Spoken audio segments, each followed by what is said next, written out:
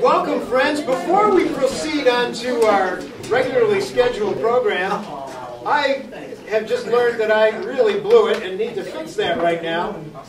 Next week is the weekend you need to set your clocks 1 hour ahead on Saturday night. Because if you don't, you're going to get to church an hour late next week. And I like to announce that the Sunday before, and it kind of slipped up on me and I missed that. So next Saturday night, before you go to bed, set your clocks an hour ahead. Because otherwise, you're going to come to this at 12:30, you'll come to 10 o'clock at 11, you'll come to 8 at 9. You get the drift. So time change next week. Thank you very much. All right. It is my pleasure, my delight to introduce a good friend of mine to all of you. Some of you have met her before. Her name is Tziona Szajman, and she grew up in Toronto. She did... Oh, we have fans. She did her undergraduate degree at McGill in Montreal, which is way better than Toronto because Montreal is French Quebec, said Father Giroux. She received her rabbinical training at the Jewish Theological Seminary in New York City. I believe that is the premier institution of higher learning in the Jewish tradition. That's certainly what we'll say when we're there. Tziona lived and studied in Jerusalem for 2 years. After that, she served as a rabbi in Detroit and in Connecticut. She has led Temple Israel here in Vestal for the past 6 years. She met a man named Tim here in Binghamton, and they married 5 years ago. He is crazy. That was not in the bio. No, I added that because he makes me laugh on a regular basis. We should have him here doing this with us. He's hilarious. Tziona is one of the 2 co-founders of the Broome County Interfaith Clergy Group, which I now belong to. She has a blog, and we'll publicize this later for you, called rabbitziona.blogger.com. And she is active in working against modern slavery. You might want to ask her about that sometime, although that's not the topic that we're dealing with today. But above all, I just want to say to you that Tziona is my friend. And I like her very much, and I am so grateful to have her here with us. Tziona!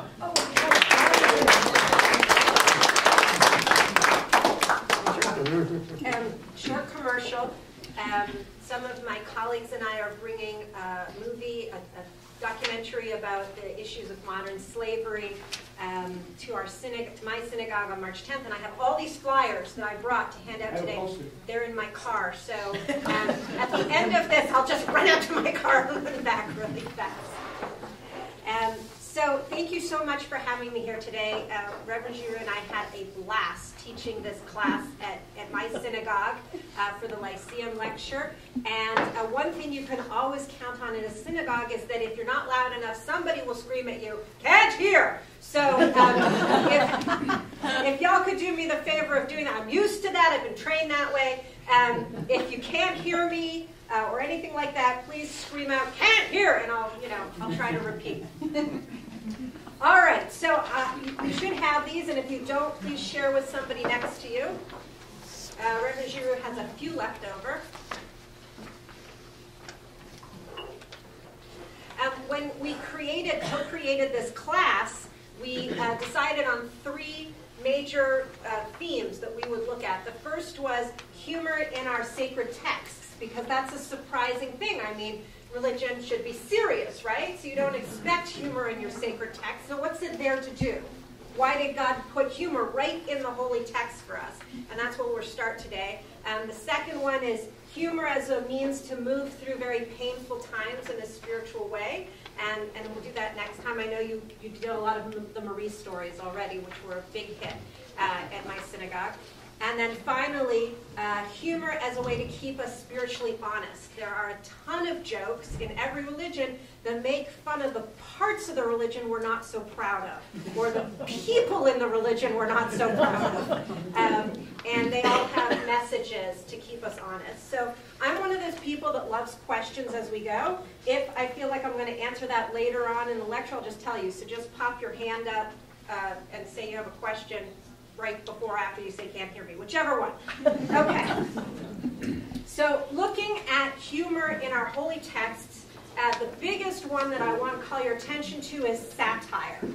And satire is a literary genre where the room or the community, the audience, has some kind of regular story they know of, and when you tell it in a slightly different manner, the changes are what has the meaning, right? So if I told you that once upon a time there was a princess, and they called her Princess Radish, and none of the other cucumbers and carrots would play with her because she was a radish princess, until one day they found out that the radishes could glow at night, and therefore they could do all sorts of vegetable things at night that they could never do before. You would understand without me even saying what this was a reference to. Which story? Thank you. Thank you. So it's not my genre, so I did my best. So it's like that. If I told you about a skunk with a glowing foot, I mean, you would figure out that, you know, if nobody wanted to play with him, that this was really a riff on Rudolph the Red-Nosed Reindeer, because everybody knows the story of Rudolph the Red-Nosed Reindeer in our culture. So with that in mind, we have to assume that the writers of our holy texts, there were similar stories that everybody knew, Middle Eastern mythology, that when they retold it in their particular way, in our canon, the differences were what people understood gave the meaning. And then there's also irony. Irony is that kind of humor where if you look at it, it's just, the face of it just doesn't make sense, right? So let's look at ironic satire in the book of Jonah. But it displeased Jonah exceedingly, and he became angry. So he prayed to the Lord and said, "O Lord, was not this what I said when I was still in my country? Therefore I fled grievously to Tarshish, for I know that you are a gracious and merciful God, slow to anger and abundant in loving kindness, one who relents from doing harm. Therefore, O Lord, please take my life from me, for it is better for me to die than to live." I mean, that's the most ridiculous statement I've ever seen. God, you are so merciful. Kill me! I mean, it's absurd. It's absurd to say to God, I am angry at you because you forgave these people for their sins, so kill me. I don't want to live in a world where people are forgiven their sins. It's absurd. I mean, the entire story is absurd. Remember the story of Jonah on the boat? And the boat is rocking and the waves are crashing and everybody is praying to their own God. And the sailors say to Jonah, "Why aren't you praying to your God? Who is your God?" And Jonah says, "My God is the God of land and sea."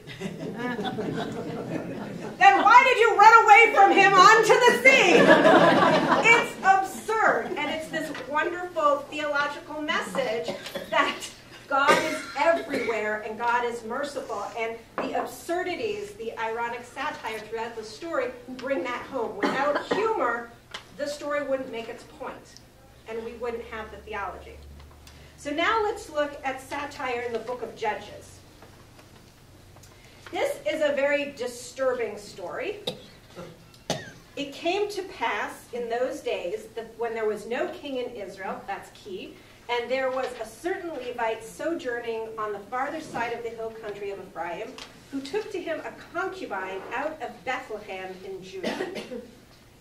And his concubine played the harlot against him, and went away from him unto her father's house to Bethlehem in Judah, and was there the space of 4 months. And her husband arose and went after her to speak kindly unto her, to bring her back, having his servants with him, and a couple of, we'll say, donkeys. And she brought him into her father's house, and when the father of the damsel saw him, he rejoiced to meet him.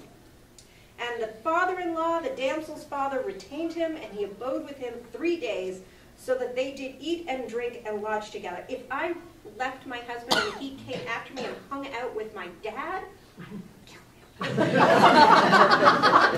And it came to pass on the 4th day that they arose early in the morning, and he rose up to depart, and the damsel's father said unto his son-in-law, "Stay thy heart with a morsel of bread, and afterward ye shall go on your way." So they sat down and did eat and drink, both of them together. And the damsel's father said unto the man, "Be content, I pray thee, tarry all night, and let thy heart be merry." And the man rose up to depart, but his father-in-law urged him, and he lodged there again. And he rose early in the morning on the 5th day to depart, and the damsel father said, Stay thy heart, I pray. And this is ridiculous. Stay thy heart, I pray thee, and tarry ye until the day declineth. And they did eat both of them.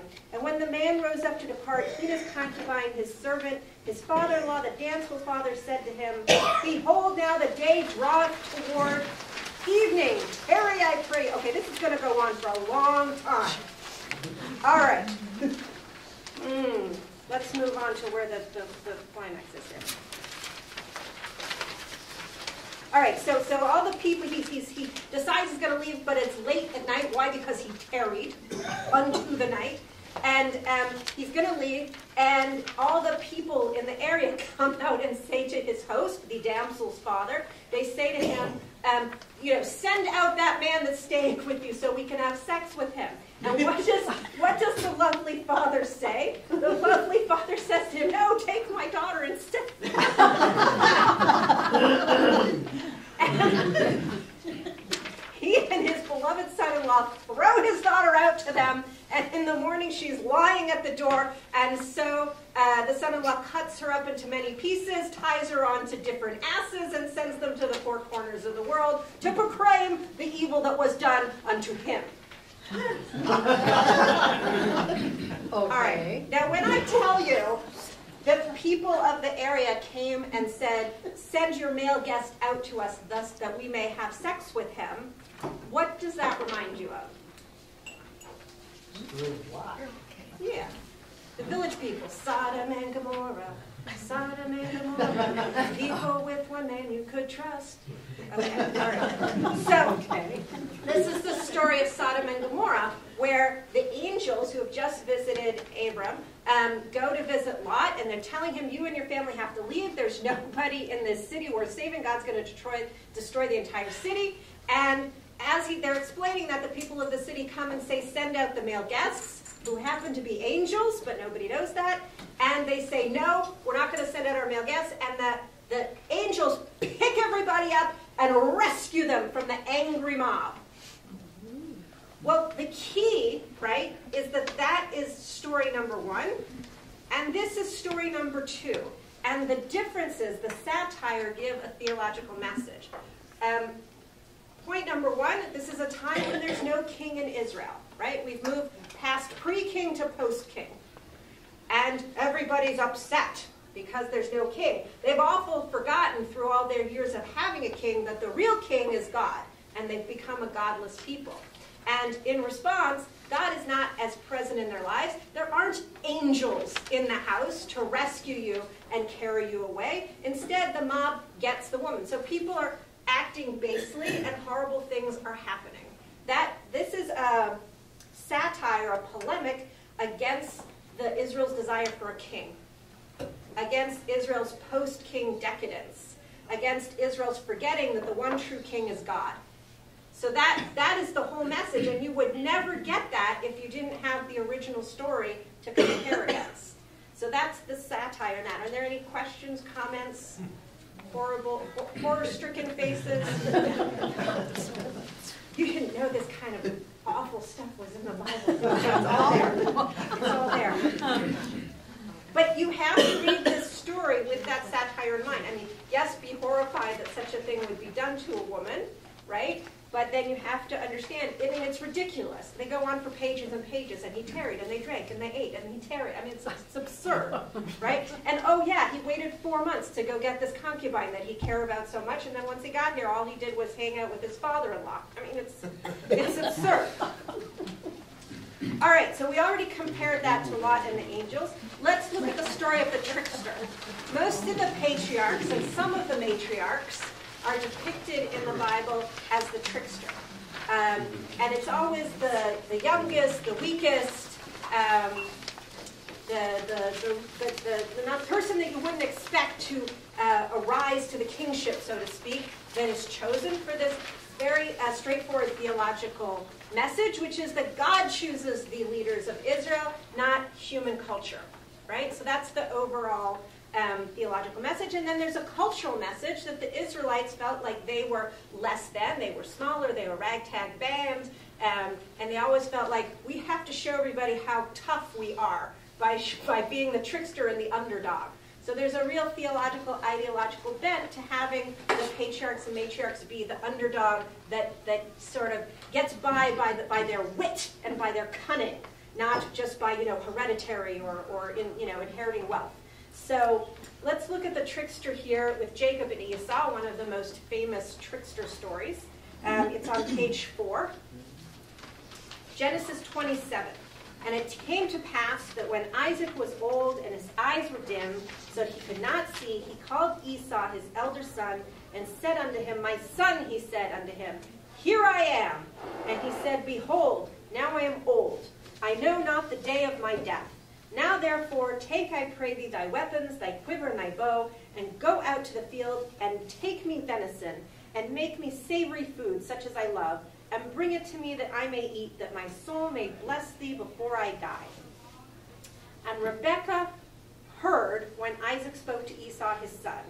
And Esau went to the field to hunt for venison, and bring it. And Rebekah spoke unto Jacob her son, saying, Behold, I heard thy father speak unto Esau thy brother, saying, Bring me venison, and make me savory food, that I may eat, and bless thee before the Lord before my death.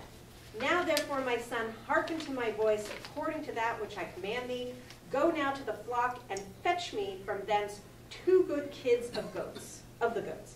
And I will make them savory food for thy father, such as he loveth, and thou shalt bring it to thy father, that he may eat, so that he may bless thee before his death. And Jacob said to Rebekah his mother, Behold, Esau my brother is a hairy man, and I am a smooth man. Great, because that's the normal thing you say to your mother when she suggests it. My father, her adventure will feel me, and I shall seem to him as a mocker, and I shall bring a curse upon me and not a blessing. I mean, already he just doesn't look like such a nice boy. And his mother said unto him, Upon me be thy curse, my son, only hearken to my voice, and go fetch me them. And he went and fetched and brought them to his mother, and his mother made savory food such as his father loved. And Rebekah took the choicest garments of Esau her elder son, which were with her in the house, and put them upon Jacob her younger son. And she put the skins of the kids of the goats upon his hands and upon the smooth of his neck. And she gave the savory food and the bread which she had prepared into the hands of Jacob. Has anyone here ever smelled a goat? Yes. Yes. Which is why I love when later Esau, it's like, you smell like your brother Esau. There is no way he smelled like Esau. He smelled like goat. But anyway, Rebekah here is the real trickster. I mean, she's really the one doing all the thinking and the planning here. And it's this wonderful theological message that somehow God had a personal understanding with Rebekah that Isaac was left out of. And so Rebekah had to make everything happen according to God's will, and she had to kind of maneuver it, which is a very interesting story, not something you normally hear about in religion. And what are your other thoughts about this story and the tricking? A lot of you have kids, right? Which kind? Ones that don't eat grass.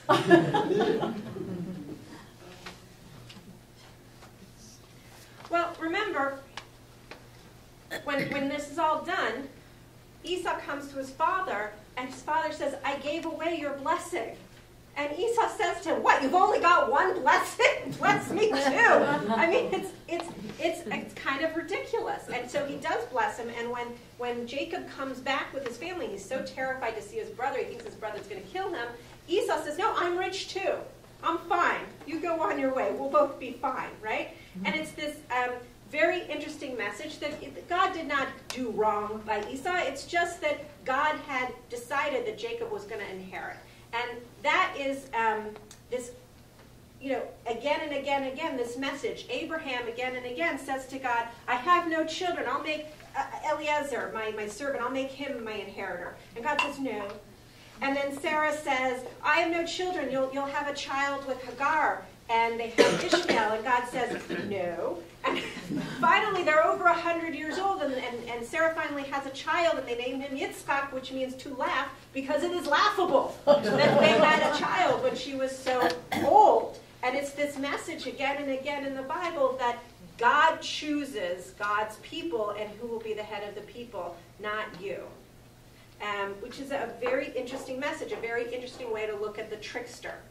It's not really elevating that we should all be cunning and trick and play jokes on our parents. What it's really elevating is that God chooses, not us. And that's an interesting theological statement. And the other trickster in the Bible is how Abraham gets rich. Which is, as my father used to say in a very indelicate way, he kept pimping out his wife.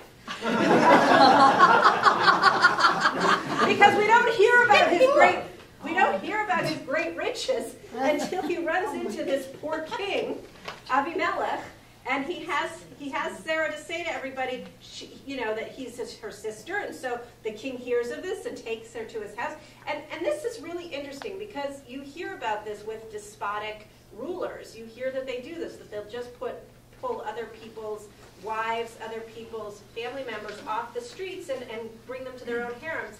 They wrote that about Iraq, that was going on in Iraq, and that when there's a despotic leader, they rape their own people. So obviously, that was part of a reality that the author understood. What is unusual is that God should visit the despotic ruler, or the ruler, whatever you want to call him, in his dreams and prevent him from touching the woman, and he should then give all sorts of cattle and riches and whatever to the husband, to the husband, and say, go in peace. And then after this, you keep hearing about how wealthy Abraham is. But again, it's this idea that God is with Abraham and Sarah, protecting them. And that is another theological statement that we're getting from this trickster story, that God is our protector. That is a major theological theme within the Bible, within the Old Testament.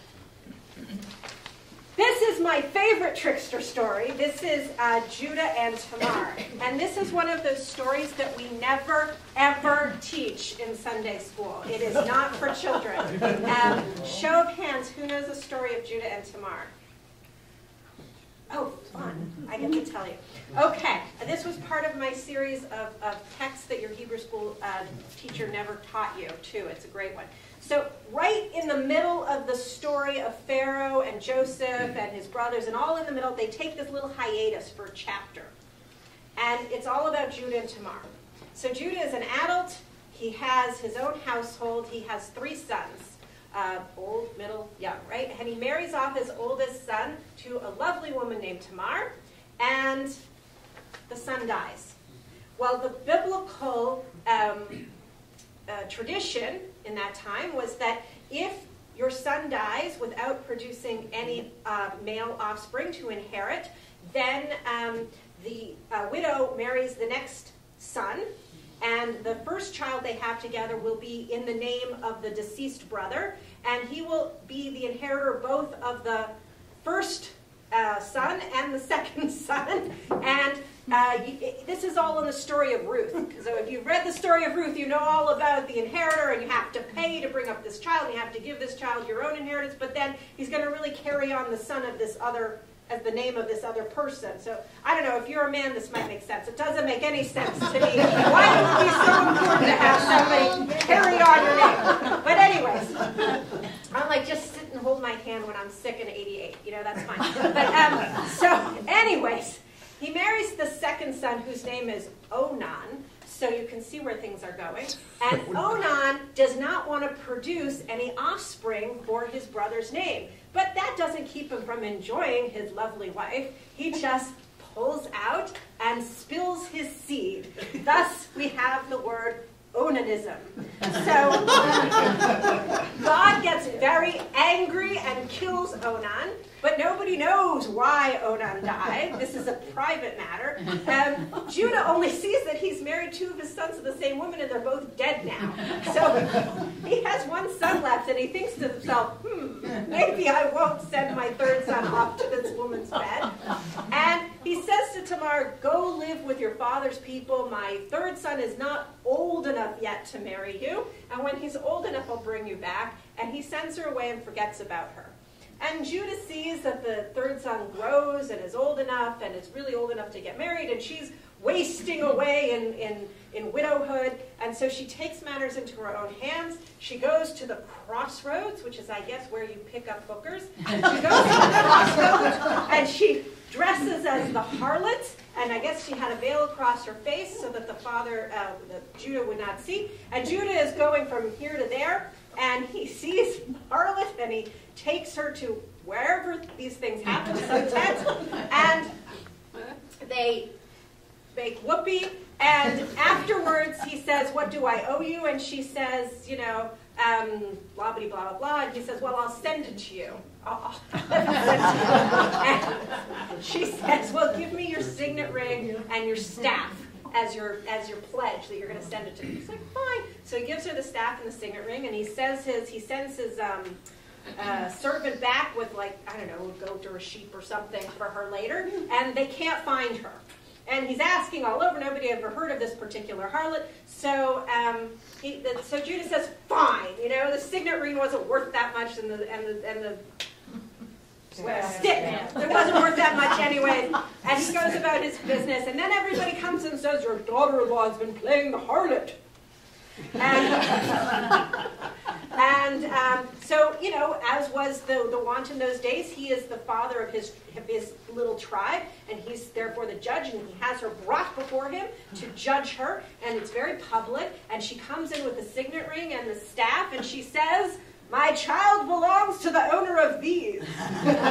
And Judah says, it's my fault because I didn't give her my youngest son as I was supposed to. And they all live happily ever after. But I love the story of the women in the Bible because they are all smart and cunning. And the theological message is, look, even our women are smart. Yes. I absolutely agree, because I was thinking what it really should be is the trickstresses. Right. Because, a male-dominated scripture writing, the joke is that, the women really were pretty smart. Mm-hmm. And they were the ones that were able to manipulate the outcomes. And I think that was a good thing. Right. I mean, you're never going to see a woman as warrior as normative in the Bible, or a woman as judge as normative, but there is the judge Deborah, and there is Yael the warrior who cuts off Sisera's head, and the fact that there aren't lots of them, and there's just one of them, means that the very fact that they're a small group is it's not normal, which is to say, look, even our women can cut off our enemies' heads. Look how great we are. It's that underdog mentality. And here with Judah and Tamar, I think, again, we have that theological message that you may try to do things your own way, but God's way is going to be the way that it's going to be in the end. You may try to give the inheritance to your older son, but God is going to make sure it goes to the younger as God intended. You may try to keep your youngest son back from your daughter-in-law, but God is going to make sure that everything happens with the help of a little cunning on our people's part. So it's a really interesting theological message. And then, of course, they go back to the story of Joseph and his brothers, where Joseph is, again, tricking his brothers and all sorts of things.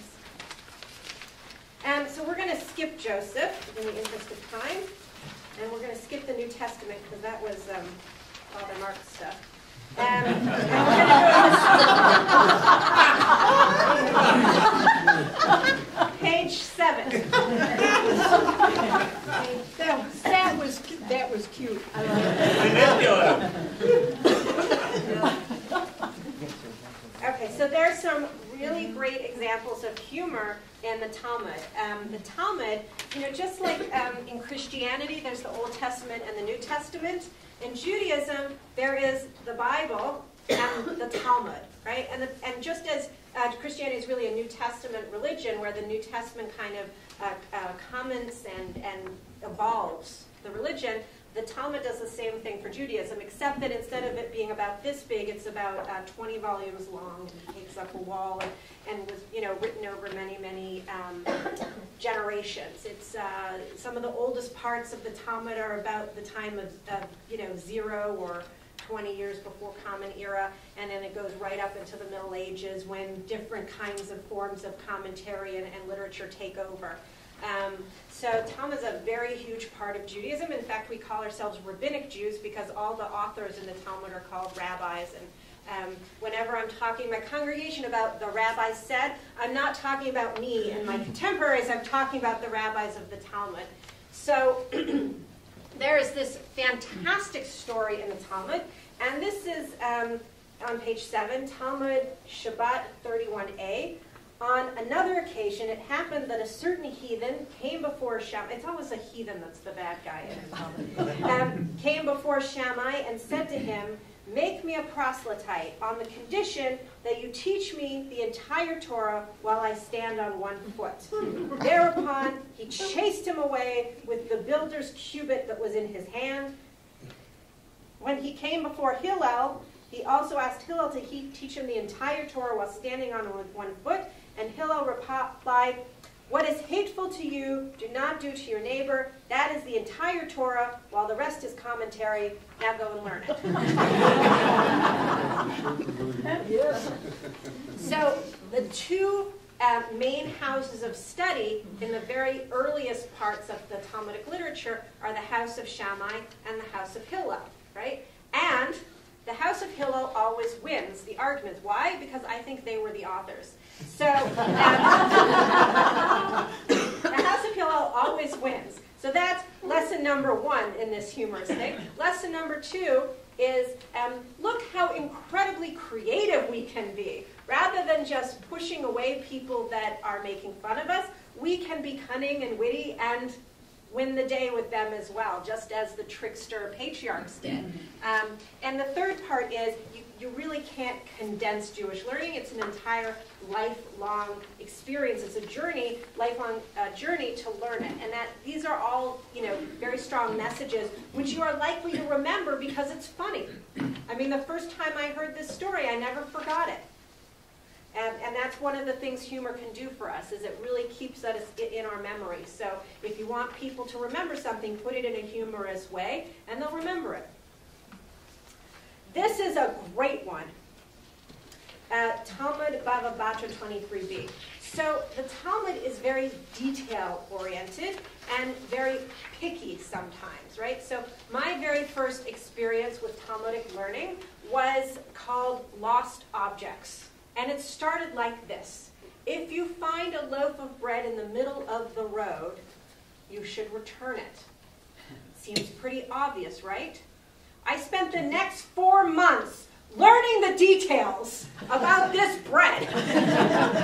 What if it wasn't a standard size and therefore you could find who to return it to? What if it was closer to one city or another? What if it was tucked into some kind of pile of stones? What if there was money in the bread? What if there was money beside the bread? What if the bread was all piled up in some kind of a system? What if it wasn't? What if there was an animal eating the bread? It was unbelievable. And there was an answer for everything. And in the Talmud, they not only give you the answer, they give you 3 other possible ways to look at it which weren't accepted, and sometimes 2 that were.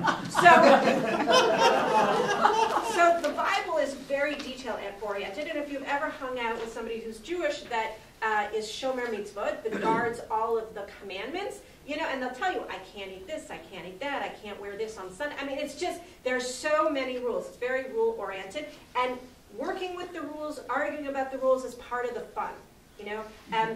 Carol Gilligan, who's a wonderful sociologist, did an incredible study on the difference between the ways boys play and girls play, and you can really tell that the authors of the Talmud were men. Because this is what she said. She said, when boys play a game, the essence of the game is arguing about the rules. When girls play a game, once you start arguing about the rules, the game is over.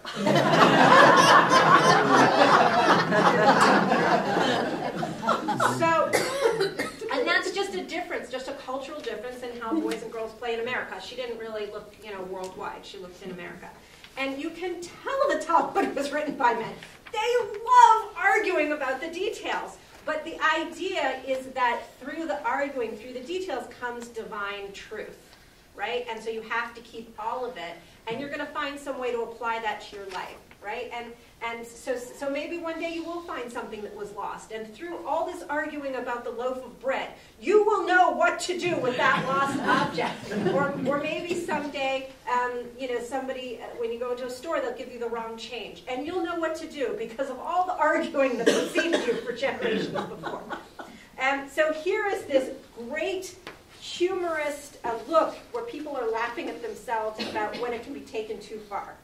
The Mishnah states, if a fledgling bird is found within 50 cubits of a dovecote, it belongs to the owner of the dovecote. If it is found outside the limit of 50 cubits, it belongs to the person who finds it. Rabbi Yirmiyahu asked, if 1 foot of the fledgling is within the limit of 50 cubits, and 1 foot is outside it, what is the law? It was for this reason that Rabbi Yirmiyahu was thrown out of the house.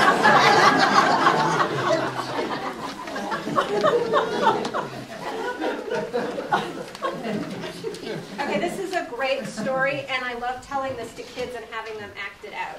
And I'll tell it, and it might not be exactly as it is in the one I gave you in writing is correct, but mine is artistic license. Okay, so I think it's Rabbi Eliezer. Is it Rabbi Eliezer? Yes. Yeah. Yes.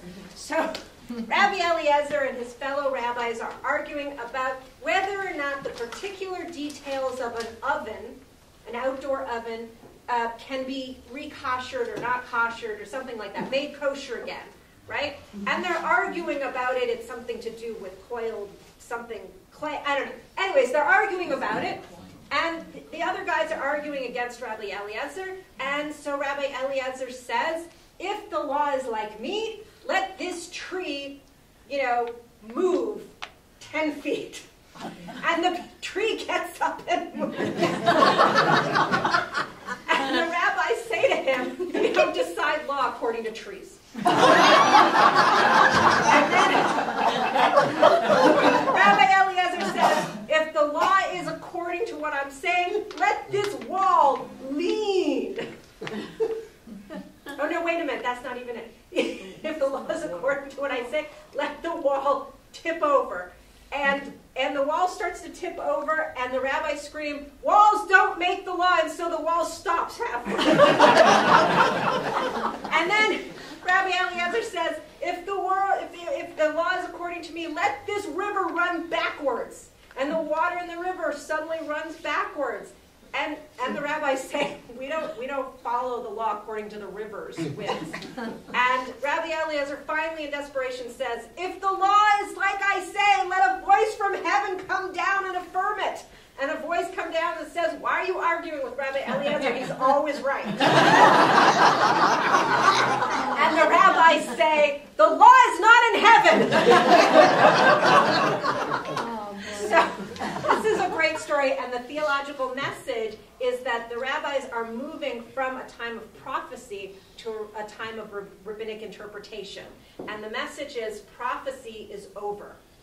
The law is here for us to interpret, and therefore we take it into our hands and into our responsibility to interpret that law according to our means. So it's giving authority to the rabbinic way in the Talmud of deciding law, and therefore ending the authority of the time of miracles and seers and prophets.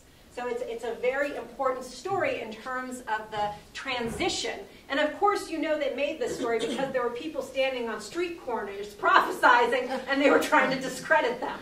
So it's a great story. Now we're going to talk about some modern jokes that use the Talmudic logic, right? The Talmudic logic is its own reality. It is not like any other kind of logic. So this is on page 8. 2 men go down a chimney. These are the ones I don't have. Remember I told you that? Yeah, we have page 8. All right. 2 men. Is there a message behind this? Yeah, these jokes are funnier if you don't see them coming. So I I refuse to photocopy. Make the list according to page 8, I guess. I think this is really a difference between Christian and Jewish approach to text. Because in Jewish approach to text, you always have the text in front of you to look at and argue about. But anyway. My house, my rules. But when we did this in my synagogue, they did start laughing 2 minutes before the punchline, and it was kind of a downer. So if you really like the jokes, what we can do at the end is just give you the names of them, and you can Google them. That's how I got them. So basically, I would sit there with my books or with my memories, and every time I had something, I would Google it. The text would appear, and then I didn't have to type anything. I just had to cut and paste.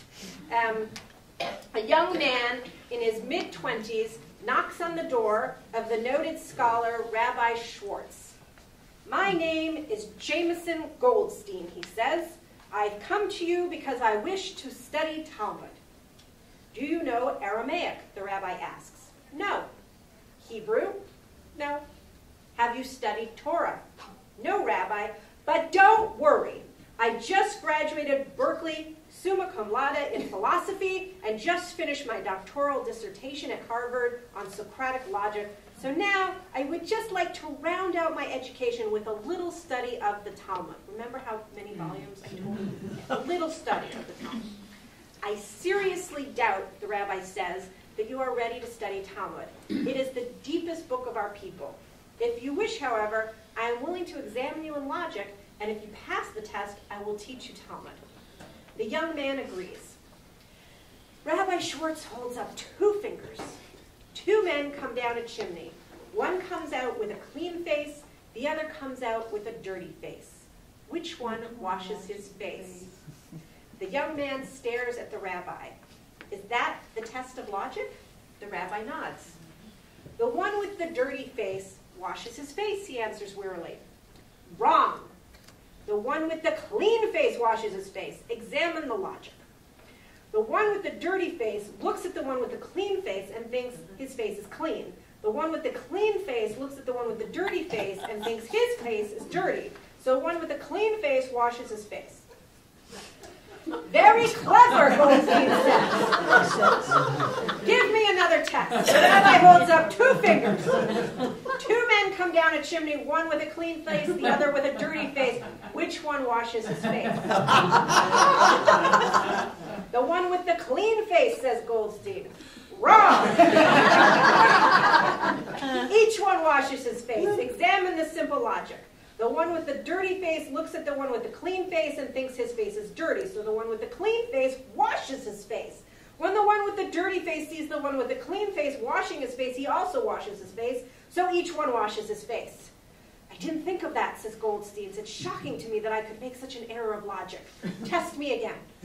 The rabbi holds up 2 men come down a chimney. One comes out with a clean face, the other comes out with a dirty face. Which one washes his face? Each one washes his face. Wrong. Neither one washes his face. Examine the simple logic. The one with the dirty face looks at the one with the clean face and thinks his face is clean. The one with the clean face looks at the one with the dirty face and thinks his face is dirty. But when the one with the clean face sees that the one with the dirty face doesn't wash his face, he also doesn't wash his face. So neither one washes his face. Goldstein is desperate. "I am qualified to study Talmud. Please give me one more test." He groans, though, when the rabbi lifts up his hand. 2 men come down a chimney. One comes down with a clean face, the other comes down with a dirty face. Which one washes his face? Neither washes his face. Wrong. Do you see now, Jameson, why Socratic logic is an insufficient basis for studying Talmud? Tell me, how is it possible for 2 men to come down the same chimney and to one come out with a clean face while the other?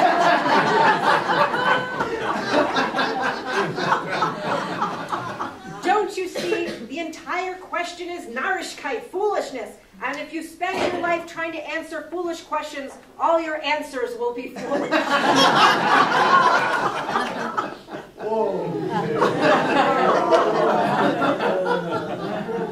So this is a joke really about Jewish assimilation.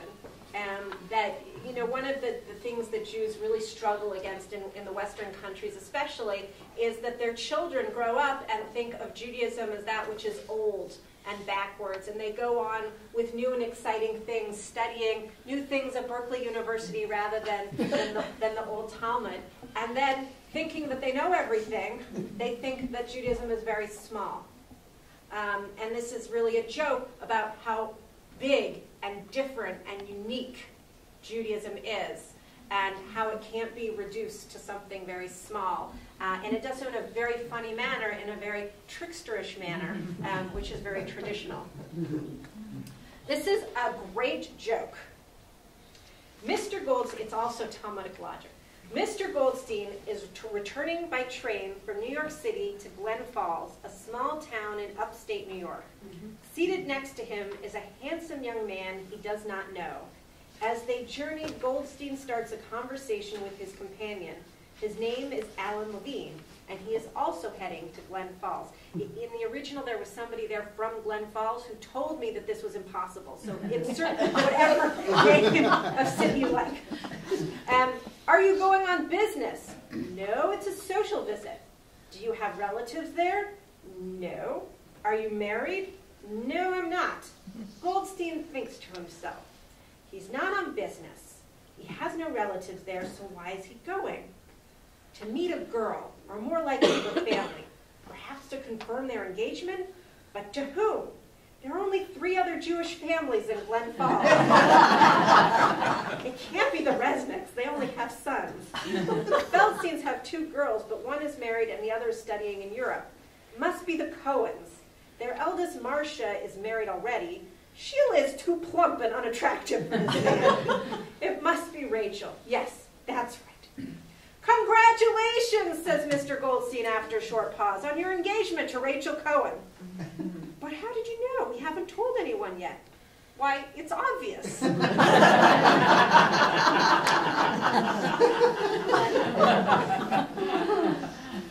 So that is deductive reasoning a la Talmud. This one deals with anti-Semitism, and like any race, you know, you could think that the prejudices or the stereotypes, if they're nice, you know, oh, those people are so smart, that the people would enjoy them, but they're not, because, you know, you get this, oh, they're so smart, and they use it against us, you know, and it's that kind of anti-Semitism, that kind of racism that this joke speaks to directly. In the early 1900s, an old Jew was traveling alone in his compartment on the Trans-Siberian Railroad. The train stops, and an officer in the Tsar's army gets on. He and the Jew travel for a while in silence. Suddenly, the officer grabs the Jew by the lapels and demands, "Tell me, how is it you Jews are so much brighter than everyone else?" The Jew is silent a moment, then responds, "It's because of the herring we eat." The officer quiets down, and the trip resumes. Soon the Jew takes out a piece of herring and starts to eat it. The officer asks him, "How many more pieces of that herring do you have?" "A dozen." "How much do you want for them?" 20 rubles, which was a big sum of money. The officer takes out the money and gives it to the Jew. The old man gives him the herring, and the officer takes a bite. Suddenly he stops. "This is ridiculous," he says. "In Moscow, I could have bought all this herring for a few kopecks." "You see," says the Jew, "it's working already."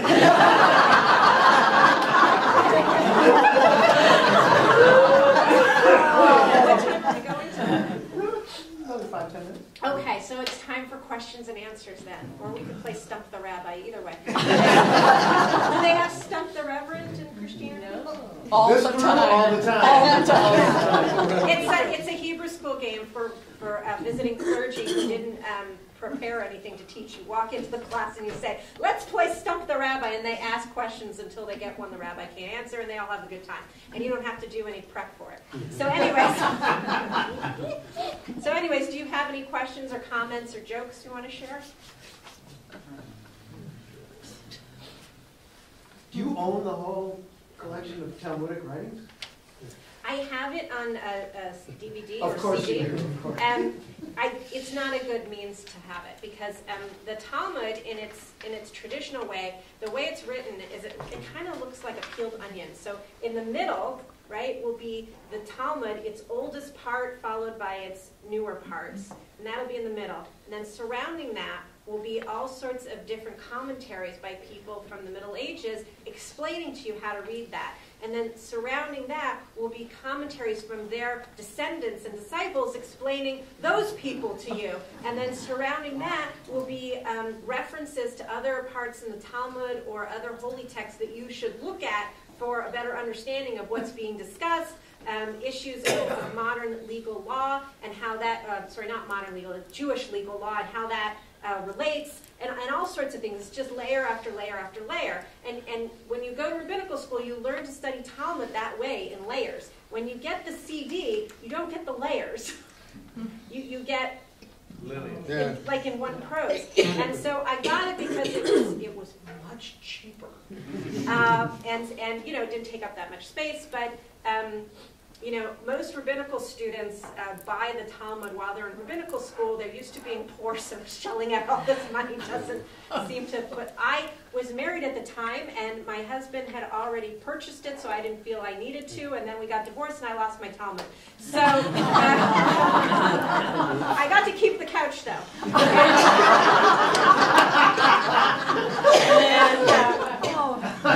And then, you know, you start your job, and now you're trying to save for your retirement and for a house, and, you know, you don't want to shell out the thousands of dollars for the Talmud set. So I bought the little, it's not as good. One day I should, but I just don't have $2,000 I want to throw at that right now, so.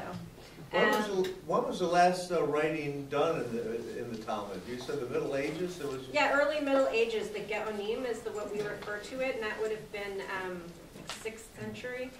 So that was a finished product by the 6th, 7th century then. I mean, the Talmud is a very interesting thing because in the times of Jesus, right, the Talmud existed, and they called it the Mishnah at that time. It was much smaller, but it didn't exist in written form. There were these people called Tanaim who just memorized things. They weren't considered to be smart or brilliant. They were just considered to be good memorizers. And their job was to recount the Mishnah to the rabbi who was teaching the class. And the rabbi would say, recount this part, recount that part. And they would have to recount, and they would, you know, they would know the whole thing. And then at a certain point after that, they started to write it down. And then they started, I mean, it's just started to grow. The Jews started to move to different directions. There became 2 Talmudic schools, one in Palestine or Jerusalem, and one in Babylonia. And then, you know, so it just grew and grew. They're writing letters back and forth. So you see one referring to the other sometimes. It just grew and grew until the Middle Ages. It had become canonized in its own fashion. And once something becomes canonized and you can't change it anymore, then it's time for the next volume of books. And then they started to write in the Middle Ages codes. So like Rambam or Maimonides would look at all this stuff in the Talmud. He would say, this is too complicated for people to read. And he would write a book telling you what to do without all the arguments against and for, but just as a code saying, do this, do that, do the other. And when you go to rabbinical school, you have to study all of it. You don't study the entire Talmud from beginning to end unless you're a Talmud professor. I don't think even them so much anymore. You study Talmud, you learn how to study Talmud, and then when something comes up, you go look at the codes to see how they understood the Talmud. Given Talmud, the Talmud rules, were women always rabbis? No. Women have only been rabbis in the modern age for about the last 50 years. How did that huge, monumental leap happen with the Well, it was a woman's idea. logic?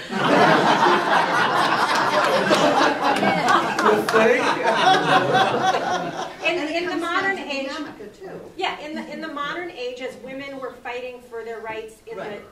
the right to vote and all sorts of other things, they started to think about equality within religion as well. I mean, you didn't always have women priests in the Episcopal movement either. We have one here now. That's right. So as they were fighting for personal rights, they started to question the authority of men only in the religious system, and they started to say, well, let's do some of the same things. And the Reform movement was the first to take on women in leadership roles, then the Reconstructionist movement, and then finally the conservative movement in the last 30, 40 years, and maybe one day the Orthodox movement. We'll see. So it's sort of like two human beings anatomically different coming down the chimney. Okay. Welcome to my world. Okay. You're on your piece of work. I know the Reformed and the Conservative and the Orthodox, but what is the Reconstructionist? There are as many different kinds of Jews as there are Christians, although not quite as many churches. I think there's something like 200 churches in Binghamton and 3 synagogues. But just like there's all sorts of different kinds of Protestants, there's all different kinds of modern and Orthodox Jews, right? So you've probably heard of Chabad, which is a form of Hasidism, but there's like dozens and dozens of different kinds of Hasidism. If you go to an area where there's lots of Hasidic Jews, those are the ones in black, you'll see ones with different hairstyles, different hats, different socks. Each one represents a different kind of Hasidic Judaism that came over from the Old World and is refusing to change the ways things were done in the Old World. So if in the Old World they wore a fur hat, that's what they wear, even in the summer in New York. So, I mean, the way it was explained to me was, it was really beautiful. One woman said to me, why should I dress some way just because some non-Jew in Paris tells me that's the way to dress? There's just hundreds and hundreds of different kinds of Judaism. Within liberal Judaism, which is where I find myself, where women can act as rabbis, there's humanist, there's reconstructionist, there's renewal, there's lots. But the major ones that most people have heard of are Reform, Conservative, Orthodox. Where is the temple in fact? Okay, I did promise one over there, but I'll come back. It's When they found the Dead Sea Scrolls, where do they fit into Jewish tradition? They're outside the mainstream. So the Dead Sea Scrolls were by a sect outside the mainstream. Remember I told you about Hillel and Shammai? It's the same time period, but they belong to neither. So they're not even, when we talk in the Talmud of this group talking to that group, this is a group they weren't even talking to. And the Dead Sea Scrolls were another group, and they died out. They weren't popular enough. Yeah. So they died out, and the Talmud kept going. And then we had, yes, where it's located? Near the university, right next to the university. So I live across the street from my synagogue, and I can walk into the university the back ways. It takes me about 20 minutes. Know where Woodland Manor is? Right next door to Woodland Manor. Oh, that makes sense. That makes much more sense. Thank you. Any other questions or comments? Yes. Okay, and so in your synagogue, do men and women sit together or on different sides of the room? In my synagogue, we have seating for 400 people, and about 20 people show up, and so everybody sits by themselves.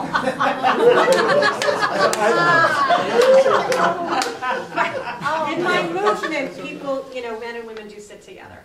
Yeah. In all 3 Reformed and In the liberal movements, which is the ones where women can become rabbis, men and women sit together. That was the first thing people agreed on. Okay. Yeah.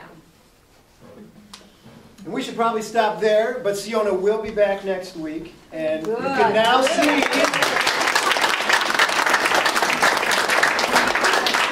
You can see why I love her. She is my rabbi. When my wife had surgery, she sat with me in the hospital because she is my rabbi. So come back, and next week she'll be your rabbi again. Thank you. Thank you.